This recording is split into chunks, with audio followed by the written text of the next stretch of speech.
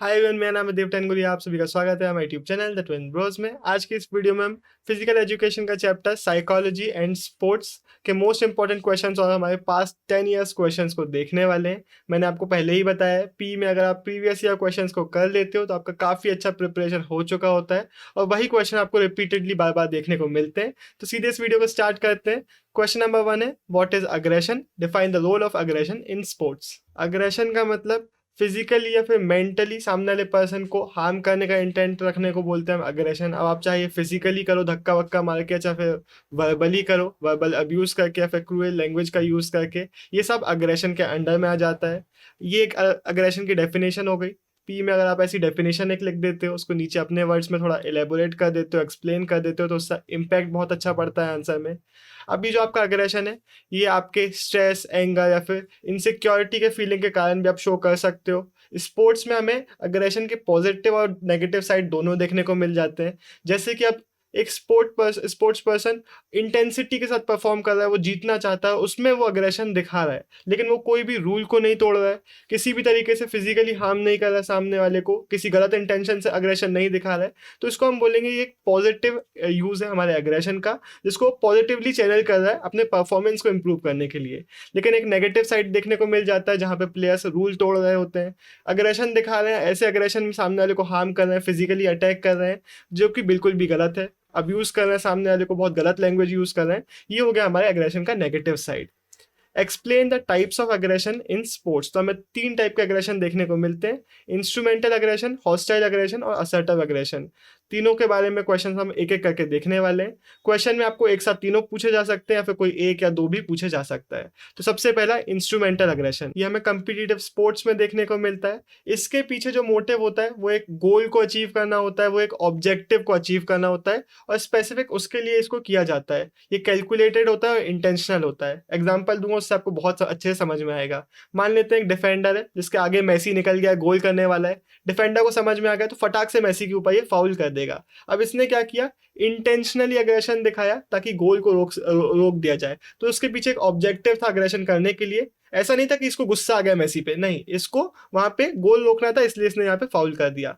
ऐसे ही एग्जांपल आप लिख सकते हैं कि मान लेते हैं एक रग्बी प्लेयर को लगता है कि भाई स्कोर होने वाला है, एक बास्केटबॉल प्लेयर को लगता है कि स्कोर करने वाला है, बास्केट करने वाला है प्लेयर, तो वहां पे वो फाउल कर देगा। तो ये हो गया हमारा इंस्ट्रूमेंटल अग्रेशन। दूसरा आता है हॉस्टाइल अग्रेशन। इंस्ट्रूमेंटल के पीछे एक मकसद था उसको करने का, हॉस्टाइल अग्रेशन के पीछे होता है कि गुस्सा आ गया प्लेयर को, इस प्लेयर को एकदम स्ट्रेस होने लगा, प्लेयर हार रहा था मैच, उसको फ्रस्ट्रेशन होने लगा, तो उसके कारण उसके मन में आएगा कि भाई जो ओपोनेंट है उसको हार्म किया जाए, उसको इंजरी की जाए, जिसको अब हम बोलते हैं हॉस्टाइल एग्रेशन। इसका एग्जाम्पल अगर हम क्रिकेट से देखें तो बॉलर को यार बहुत ज़्यादा गुस्सा आने लगा, वो मैच हार रहा है, उसने बॉल फेंक के बैट्समैन की तरफ मार दी। या फिर हमारा सॉकर में किसी ने जानबूझ के प्लेयर को हर्ट करने के लिए, इंजरी करने के लिए वहां पे फाउल कर दिया। हॉकी प्लेयर ने अपना एक जो हॉकी स्टिक है वो किसी को फेंक के मार दिया गुस्से में, रैकेट किसी ने फेंक के मार दिया। तो ये सब हो गया हमारा हॉस्टाइल अग्रेशन। इसके पीछे रीजन क्या है, हमारे इमोशनल रिएक्शंस, जो कि हमारे स्पोर्ट्स में कई बार देखने को मिल जाते हैं। और फिर तीसरा आता है असर्टिव अग्रेशन। असर्टिव अग्रेशन में भी आप चाहते हो कि एक स्पेसिफिक गोल को अकम्प्लिश किया जाए, लेकिन हॉस्टाइल अग्रेशन की तरह यहाँ पे आप सामने वाले को इंजरी नहीं करना चाहते हो, आप उसको हार्म नहीं करना चाहते हो, बल्कि आप पॉजिटिव आउटकम लेना चाहते हो। For example, Virat Kohli fielding कर रहे हैं, वो एकदम अग्रेसिव बॉडी लैंग्वेज दिखा रहे हैं, एकदम कॉन्फिडेंट बॉडी लैंग्वेज दिखा रहे हैं, तो वो सामने वाले को अटैक नहीं कर रहे हैं, सामने वाले को हार्म नहीं करना चाहते हैं, बल्कि वो दिखाना चाहते हैं कि हम कॉन्फिडेंट है, ताकि उनको एक मेंटल एज मिल सके। तो ये हो गया हमारे असर्टिव अग्रेशन का एग्जाम्पल। लेकिन यहाँ पे एक और चीज मुझे बताना है, कई बार जो तीनों अग्रेशन हैं वो ओवरलैप भी करते हैं। हो सकता है एक प्लेयर असर्टिव अग्रेशन दिखा रहा हो लेकिन साथ साथ बाकी अग्रेशन भी दिखा रहा हो, तो ये ओवरलैपिंग चीज भी है।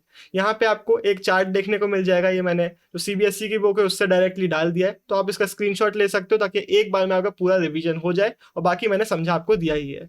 एक और चीज आपको जनरली देखने को मिलता है कि हॉस्टाइल अग्रेशन के बाद लोग जस्टिफिकेशन देते हैं, अपॉलॉजी नहीं देते। लेकिन इंस्ट्रूमेंटल और असर्टिव अग्रेशन में हमें देखने को मिलता है जो प्लेयर है वो जनरली अपॉलोजाइज भी कर लेता है। What do you mean by the term personality? Personality और उसके टाइप्स बहुत ज़्यादा इंपॉर्टेंट है। पर्सनैलिटी यानी कि हर एक बंदे का जो अलग अलग कैरेक्टरिस्टिक्स होते हैं, हर एक इंसान अलग सिचुएशन में अलग तरीके से रिस्पॉन्ड कर रहा होता है, तो जितने भी कैरेक्टरिस्टिक्स हैं, जितने भी हमारे फिजिकल, मेंटल, सोशल, इमोशनल और बिहेवियरल क्वालिटीज़ हैं, जितने भी हमें अलग अलग एस्पेक्ट्स हैं, ये सब हमारे मिला के बनाते हैं हमारी पर्सनैलिटी। हर एक इंडिविजुअल की पर्सनैलिटी अलग होती है। स्पोर्ट्स में जिनकी पर्सनैलिटी वेल डेवलप्ड होती है, वेल ग्रूम्ड होती है, उनका परफॉर्मेंस हमें ज़्यादा अच्छा देखने को मिलता है। और स्पोर्ट्स हेल्प भी करता है हमारी पर्सनैलिटी को ग्रूम करने के लिए। जैसे कि जितने भी स्पोर्ट्स पर्सन स्पोर्ट्स में एक्सेल कर रहे होते हैं, उनका कॉन्फिडेंस हाई देखने को मिलता है, उनका सेल्फ स्टीम हमें हाई देखने को मिलता है। फिर स्पोर्ट्स में आप कई बार हारते हो, आपको फिर भी डटे रहना पड़ता है, आपको डिटर्मिनेशन दिखाना पड़ता है, तो आपकी डिटर्मिनेशन इंप्रूव होती है, आपकी रेजिलियंस इंप्रूव होती है। टीम स्पोर्ट्स में आपका टीम स्पिरिट इंप्रूव हो रहा होता है, आप लोगों को रिस्पेक्ट करने लगते हो। तो ये सारी क्वालिटीज़ हैं जो हमारी पर्सनैलिटी को डेवलप करने में हेल्प करती है और हमें एक बेटर इंडिविजुअल बनाती है। Explain the type of personality. इस बार हमें 2 टाइप ऑफ पर्सनैलिटी को देखना है। पहली है जंग क्लासिफिकेशन और दूसरी है बिग 5 थ्योरी। जंग क्लासिफिकेशन में 3 टाइप्स को बताया गया है, इंट्रोवर्ट, एक्सट्रोवर्ट और एम्बीवर्ट। और बिग 5 थ्योरी में 5 कैरेक्टरिस्टिक्स को डिस्क्राइब किया गया है जो हमारी पर्सनैलिटी को पूरा बनाते हैं। बिग 5 थ्योरी को आप ओशन करके याद कर सकते हैं। जब एक्सप्लेन करूँगा तो मैं आपको ओशन भी समझा दूंगा। तो सीधे पहले देखते हैं हमारा जंग्स क्लासिफिकेशन। 3 टाइप में सबसे पहले टाइप के लोग हो गए इंट्रोवर्ट्स। ये शाय टाइप के लोग होते हैं जिनको सोशल एक्टिविटीज़ में पार्टिसिपेट करना बहुत ज़्यादा पसंद नहीं आता है। इनको अलोन टाइम चाहिए होता है, कम बात करते हैं, सेल्फ सेंटर्ड थोड़े होते हैं और खुद के साथ टाइम स्पेंड करना प्रेफर करते हैं। ये सोसाइटी में बहुत ज़्यादा इजीली फिट नहीं होते हैं।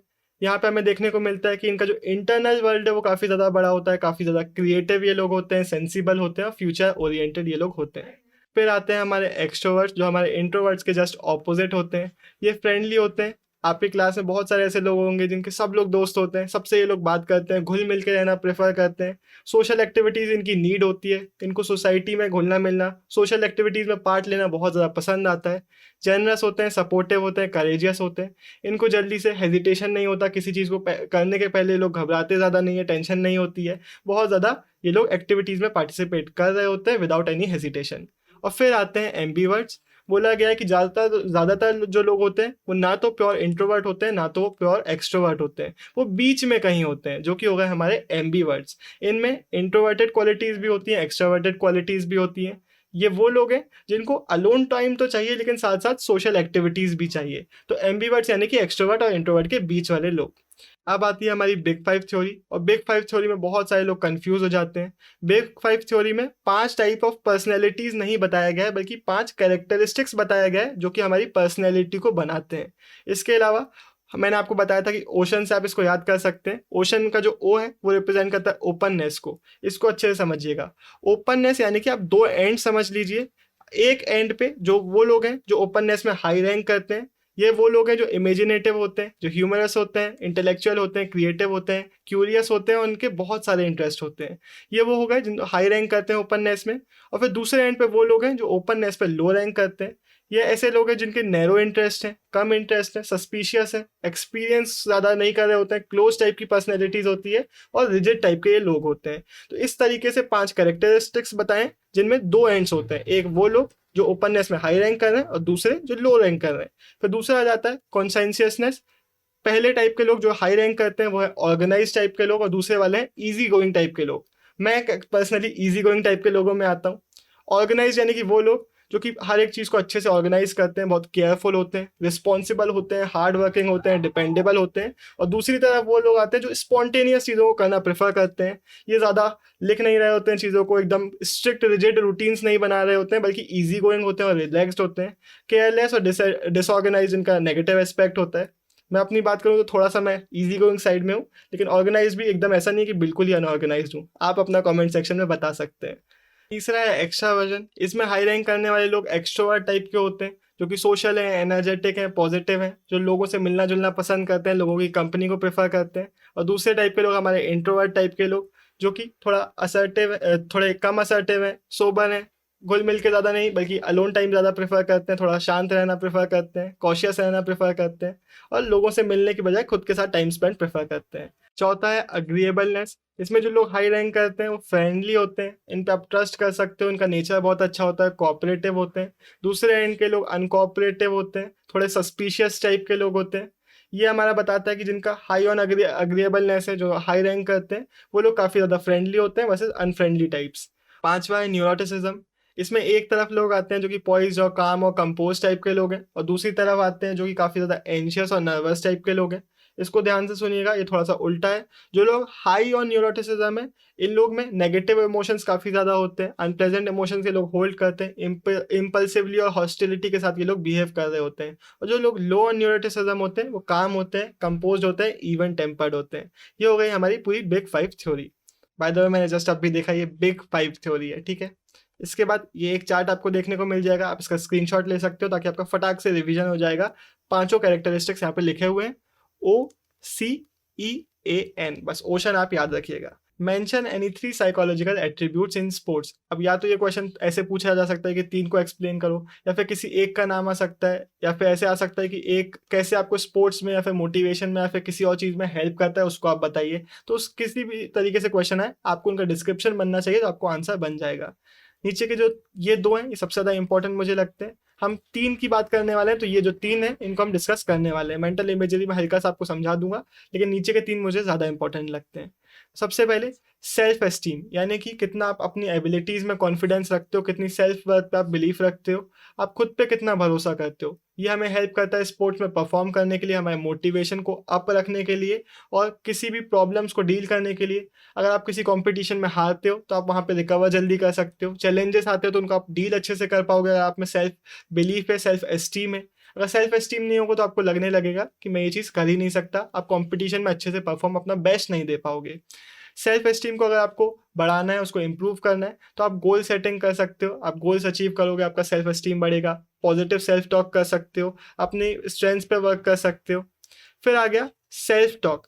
सेल्फ टॉक यानी कि इंटरनल डायलॉग, कि आप खुद से क्या बात करते हो। ये स्पोर्ट्स में बहुत ज़्यादा इंपॉर्टेंट हो जाता है कि आप खुद से पॉजिटिवली बात करो। ये हमें इमोशंस को रेगुलेट करने में हेल्प करता है, खुद को मोटिवेट करने में हेल्प करता है, अपनी परफॉर्मेंस को इम्प्रूव करने में हेल्प करता है।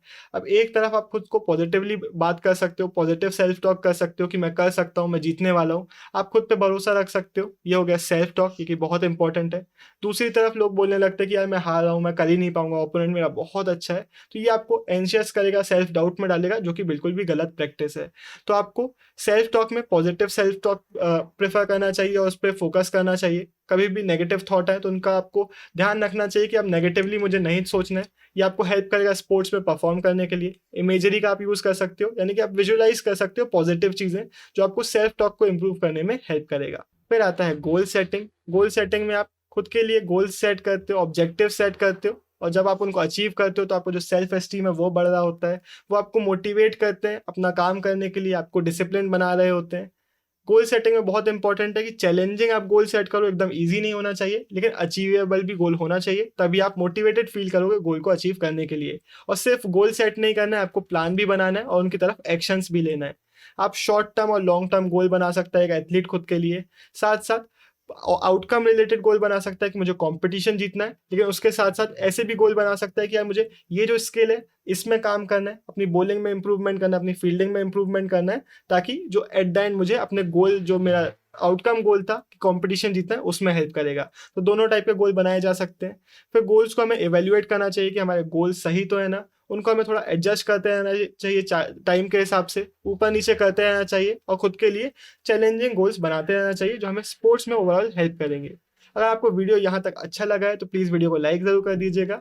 ये है हमारा आखिरी question, what are the different dimensions of personality. तो हमारे पास 4 डायमेंशंस होते हैं। वैसे पर्सनैलिटी तो हमारी एक ही है, लेकिन हमने 4 टाइप्स में डिवाइड कर दिया खुद की अंडरस्टैंडिंग के लिए। लेकिन ऐसा बिल्कुल भी नहीं है कि अलग अलग चीज़ें हैं। एक भी डायमेंशन अगर ह्यूमन का अफेक्ट होगा तो उसमें बाकी डायमेंशंस में भी हमें अफेक्ट देखने को मिलता है। लेकिन हम अपने चारों डायमेंशंस को देख लेते हैं। सबसे पहला फिजिकल डायमेंशन, यानी कि आपका फिजिकल अपीयरेंस किस तरीके का है।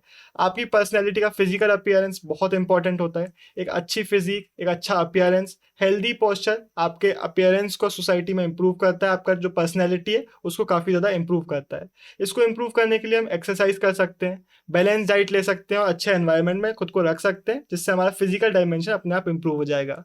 फिर है मेंटल डायमेंशन, यानी कि हमारा जो मेंटल थिंकिंग है, हमारी रीजनिंग है, इंट्यूशन है, जजमेंट है, ये किस तरीके का है। इसको भी आप सोसाइटी में स्ट्रगल्स करोगे, चीज़ों को सीखोगे, एजुकेशन लोगे, उससे आपका मेंटल डायमेंशन इंप्रूव होने लगेगा, जो कि टाइम के साथ लोगों का इंप्रूव हो भी रहा होता है।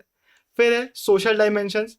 सोशल स्किल्स हमारी बचपन से ही डेवलप होना चालू हो जाती है। आप लोगों के साथ उठना बैठना सीखते हो, नॉर्म सोसाइटी के जो होते हैं वो आप सीखते हो, ट्रेडिशन सीखते हो। ये हमारे सोशल डायमेंशंस में आ जाता है कि आप लोगों के किस तरीके से ट्रीट कर रहे हो, सोसाइटी में किस तरीके से रहते हो, ये भी आप इम्प्रूव कर सकते हो। एक अच्छे पर्सनैलिटी में मोरल एटिकेट्स, मोरालिटी, अच्छा एक character, manners, ethics, work ethics, friendliness, ये सारी चीज़ें बहुत ज़्यादा इंपॉर्टेंट होती हैं जो हमारी सोशल डायमेंशन का पार्ट होती हैं। फिर है हमारा इमोशनल डायमेंशन, यानी कि आपके जितने भी इमोशंस हैं उसको आप अच्छे से कंट्रोल कर पा रहे हो या नहीं, ये इसमें आ जाता है। सोसाइटी में एक अच्छी पर्सनैलिटी रखने के लिए आपको अपने इमोशंस पे कंट्रोल होना बहुत ज़्यादा इंपॉर्टेंट है। इमोशनल आउटबर्स्ट अगर आपके हो रहे हैं तो इसको आप अच्छी पर्सनैलिटी का पार्ट नहीं मानोगे, एक नेगेटिव ट्रेट हो जाएगा। तो इमोशनल स्टेबिलिटी एक पर्सनैलिटी का बहुत इंपॉर्टेंट एस्पेक्ट है। इसी के साथ हमारा वीडियो खत्म होता है। अगर आपको वीडियो अच्छा लगा तो लाइक ज़रूर कीजिएगा, चैनल को सब्सक्राइब कीजिएगा, और कोई भी डाउट है तो आप कमेंट सेक्शन में पूछ सकते हैं। Bye bye.